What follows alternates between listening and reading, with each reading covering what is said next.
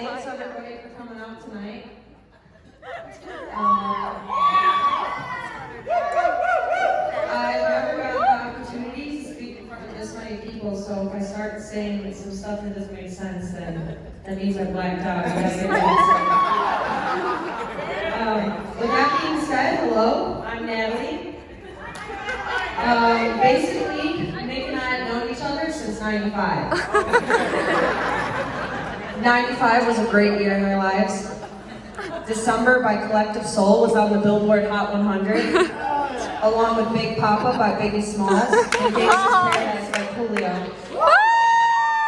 Toy Story and Casper had just came out in theaters, and Home Improvement was the best show on ABC. Oh, and I was born. Nick's 67-inch, 150-pound baby sister. Needless to say, throughout the rest of the 90s, Nick and I were as close as vodka and Red Bull. So I want to bring everyone in this room back to the first chapter in our lives, the beginning of our book. So 2 years ago, I was feeling nostalgic and I got in my car and I just gotten off work, so I drove to Frankfurt. So I come up on a house and I park my car. 7432 Aaron Drive, or 7432 ARRAN, as my mom would say on the phone. You remember that house, don't you? How could we forget that house? This is the place where it all began. So I'm sitting there in front of the house, and I wasn't being weird, I was actually taking pictures with my phone. Like, I was testing out my portrait mode on my iPhone, my new one. So I'm sitting there, and a bunch of memories come rushing back. I see Nick shooting his paintball gun at our shed. And then I see him using spray paint to kill a bee's nest. This nest was in the corner above the garage code pad. And Dad was pissed. I see all the kids in the neighborhood in our pool. The occasional tackle football across the street in Elias's yard, or whatever you guys did over there. All I know is that Nick injured his leg or ankle, and I was the one that had to listen to him cry on the way to the hospital. But that's because my dad went over every bump and curve on the way there. So I drive down the block to our park. The park we love to run away to, or Nick would love to run away to rather. And our favorite place to play monkey on the wood chips. I start to hear my cell phone ring. My LG C1300, the one with the mirror, the silver one.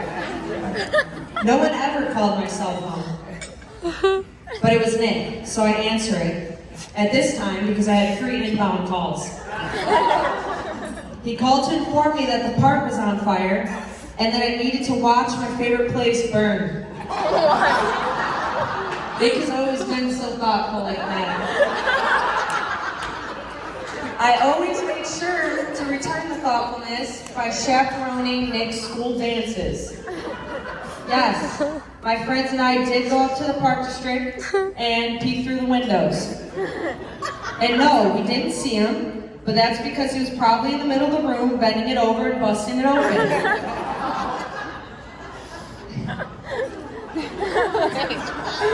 And this one's not on here, but I wanted to share it. At the park district, I'm not going to name any names, but there was a fight, and we all met in the parking lot of the park district. Like the whole school was there. Don't look at me, it was a bee. And there's my friend fighting. We were about to get it going. And I hear this loud truck coming down the street. Everybody broke their necks and looked at this truck. It was red. And I go, oh no, that's my brother. So he's either whooping all of your asses or he's coming to get me. But he didn't do either. He stood there and he cheered us on.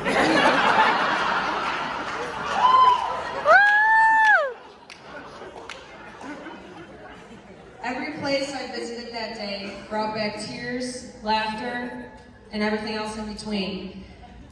Most importantly, it made me realize how much Nick has impacted my life.